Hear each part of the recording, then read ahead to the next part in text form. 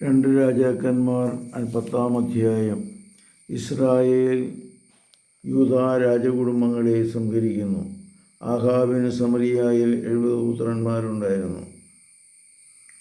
യേഹൂ നഗരാധിപന്മാർക്കും ശ്രേഷ്ഠന്മാർക്കും ആഹാബിൻ്റെ പുത്രന്മാരുടെ രക്ഷിതാക്കൾക്കും സമരിയായിലേക്ക് കത്തുകൾ അയച്ചു.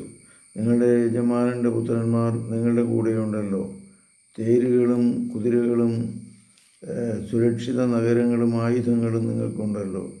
ഈ കത്ത് കിട്ടുമ്പോൾ നിങ്ങളുടെ യജമാനൻ്റെ ഏറ്റവും ഉത്തമനായ പുത്രനെ അവൻ്റെ പിതാവിൻ്റെ സിംഹാസനത്തിൽ അവരോധിച്ച് യജമാനൻ്റെ ഭവനത്തിനു വേണ്ടി നിങ്ങൾ പോരാടുവിൻ. ഭയവിഹ്വലരായ അവർ പറഞ്ഞു, രണ്ട് രാജാക്കന്മാർക്ക് അവനെ എതിർത്ത് നിൽക്കാൻ സാധിച്ചില്ല, പിന്നെ നമുക്ക് എങ്ങനെ കഴിയും?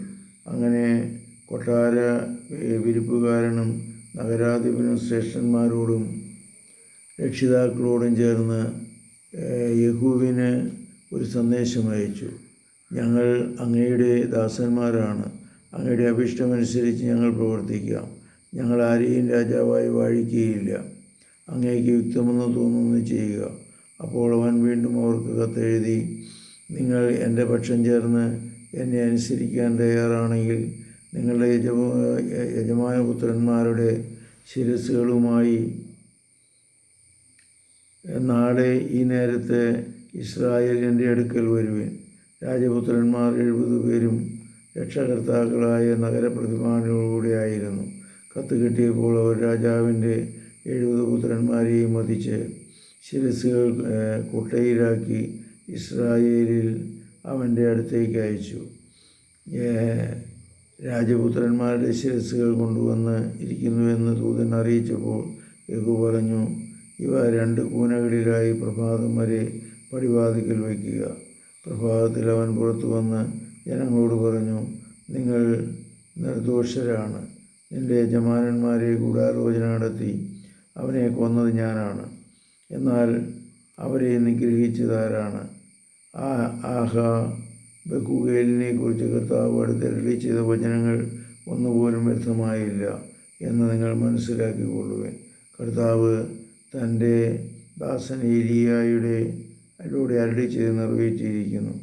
യേഹൂ ഇസ്രായേൽ ആഹാബു ഗൃഹത്തിൽ ശേഷിച്ചിരുന്ന എല്ലാവരെയും അവരുടെ ഉറ്റ സഹോദരങ്ങളെയും പുരോഹിതന്മാരെയും പ്രമുഖ വ്യക്തികളോടും ഒന്നൊഴിയാതെ കൊന്നൊടുക്കി.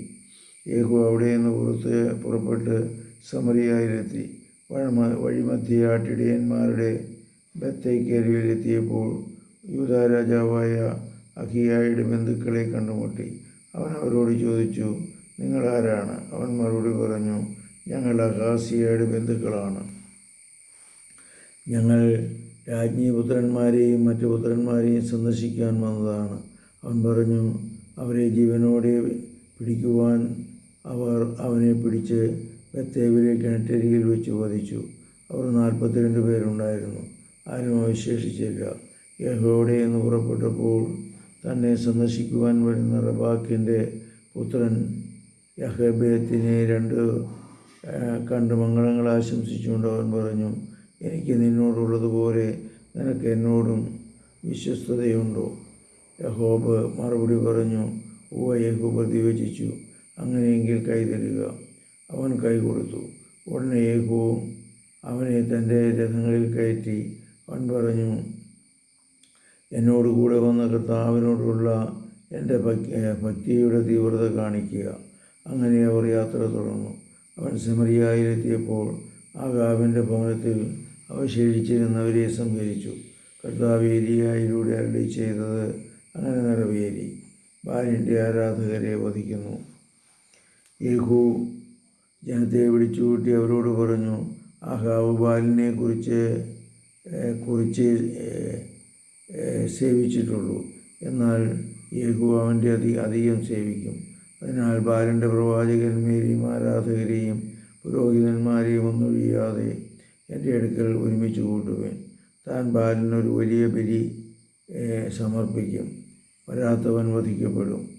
ബാലിൻ്റെ ആരാധകരെ നശിപ്പിക്കുവാൻ യേഹൂ പ്രയോഗിച്ച തന്ത്രമായിരുന്നു അത്. യേഹൂ കൽപ്പിച്ചു, ബാലിന് ഒരു തിരുനാൾ പ്രഖ്യാപിക്കുവാൻ. അവൻ അത് വിളംബരം ചെയ്തു. ഇസ്രായേലിനെങ്ങും അവൻ സന്ദേശം അയച്ചു. ബാലിൻ്റെ ആരാധകരെല്ലാം വന്നു ചേർന്നു. ആരും വരാതിരുന്നില്ല. അവർ ബാലിൻ്റെ ആലയത്തിൽ പ്രവേശിച്ചു. ആലയം നിറഞ്ഞു കവിഞ്ഞു. അവൻ ശമയ വിചാരിപ്പുകാരനോട് പറഞ്ഞു, ബാലിൻ്റെ ആരാധകർക്ക് അങ്കികൾ കൊണ്ടുവരുവിൻ. അവൻ അവർക്ക് കൊണ്ടുവന്നു. തുടർന്ന് യാഹൂ റബാക്കിൻ്റെ പുത്രനായ യാഹാബിനോടൊത്ത് ബാലിൻ്റെ ആലയത്തിൽ പ്രവേശിച്ചു. അവൻ ബാലിനെ ആരാധകരോട് പറഞ്ഞു, ഇവിടെ ബാലിൻ്റെ ആരാധകരല്ലാതെ കർത്താവിൻ്റെ ദാസന്മാർ ആരുമില്ലെന്ന് ഉറപ്പ് വരുത്തുവിൻ. അന്നേരം യേഹൂ കാഴ്ചകളും ദഹനബലികളും അർപ്പിക്കുന്നതിന് ഒരുങ്ങി. അവൻ 80 പേരെ പുറത്തു നിർത്തിയിരുന്നു. അവരോട് ഇങ്ങനെ പറഞ്ഞിരുന്നു, ഞാൻ ഏൽപ്പിച്ചു തരുന്ന ആരെയെങ്കിലും രക്ഷപ്പെടാൻ അനുവദിക്കുന്നവൻ തൻ്റെ ജീവൻ നൽകേണ്ടി വരും. ദഹനബലി അർപ്പിച്ചു കഴിഞ്ഞ ഉടനെ യേഹൂ അംഗരക്ഷകരോട് പറഞ്ഞു, സേവകന്മാരോടും പറഞ്ഞു, ഉള്ളറയിൽ കടന്ന് അവരെ വധിക്കുക. ആരും രക്ഷപ്പെടരുത്.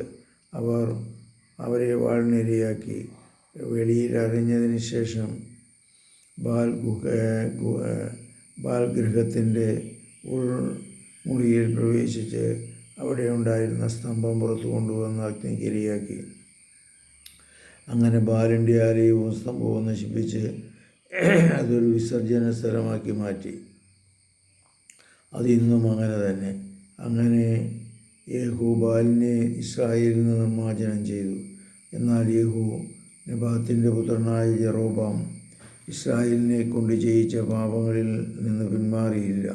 ബഥേലിലും ദാനിലും ഉണ്ടായിരുന്ന സ്വർണ്ണക്കാടകളക്കുട്ടികളെ അവർ ആരാധിച്ചു. കർത്താവ് യേഹൂവിനോട് പറഞ്ഞു, എൻ്റെ ദൃഷ്ടിയിൽ നന്മ പ്രവർത്തിക്കുകയും എൻ്റെ ഇംഗിതമനുസരിച്ച് അഹാബിൻ്റെ ഭവനത്തോട് വർത്തിക്കുകയും ചെയ്തതിനാൽ നിൻ്റെ പുത്രന്മാർ 4 തലമുറ വരെ ഇസ്രായേലിൻ്റെ സിംഹാസനത്തിൽ വാഴും. എന്നാൽ യേഹൂ പൂർണ്ണഹൃദയത്തോടെ ഇസ്രായേലിൻ്റെ ദൈവമായ കർത്താവിൻ്റെ നിയമത്തിൽ വ്യാപരിക്കുവാൻ ശ്രദ്ധിച്ചില്ല. യെറോബാം ഇസ്രായേലിനെ കൊണ്ട് ചെയ്യിച്ച പാപങ്ങളിൽ നിന്ന് അവൻ പിന്മാറിയില്ല. യേഹൂവിൻ്റെ മരണം. അക്കാലത്ത് കർത്താവ് ഇസ്രായേലിൻ്റെ വിഭാഗങ്ങളെ വിച്ഛേദിച്ചു തുടങ്ങി. ഹാസയിൽ ഇസ്രായേലിനെ അതിർത്തി പ്രദേശത്തിൽ പരാജയപ്പെടുത്തി. കിഴക്ക് ജോർദാൻ മുതൽ ഗിലാദ് ദേശം മുഴുവനും, ഗാദിൻ്റെയും റൂബൻ്റെയും മനാസയുടെയും പ്രദേശങ്ങളും, അർണോൻ്റെ താഴ്വരയ്ക്ക് സമീപമുള്ള ആരോൺ മുതൽ ഗിലാ വരെയും ബർഷാബ് വരെയും അവൻ കീഴടക്കി. യേഹൂവിൻ്റെ മറ്റു പ്രവർത്തനങ്ങളിലും മറ്റു ശക്തിപ്രഭവവും ഇസ്രായേൽ രാജാക്കന്മാരുടെ ജന്മവൃത്താന്തത്തിൽ എഴുതിയിട്ടുണ്ടല്ലോ. യേഹൂ തൻ്റെ പിതാക്കന്മാരോട് ചേർന്നു സമറിയായിൽ സംസ്കരിക്കപ്പെട്ടു. അവൻ്റെ പുത്രൻ യഹോവാം റാസ് ഭരണമേറ്റു. യേഹൂ സമറിയായിൽ ഇസ്രായേലിനെ ഭരിച്ചത് 28 വർഷമാണ്. ഇത്രയുമാണ് ഈ വീഡിയോയിലുള്ളത്. കർത്താവെ അനുഗ്രഹിക്കണമേ. പരിശുദ്ധ പരമദൈവികാരുണ്യത്തിന് നേരവും ആരാധനയും സ്തുതിയും പുകഴ്ചയും ഉണ്ടായിരിക്കട്ടെ. ഈശോ മിശിഹായ്ക്കും സ്തുതിയായിരിക്കും.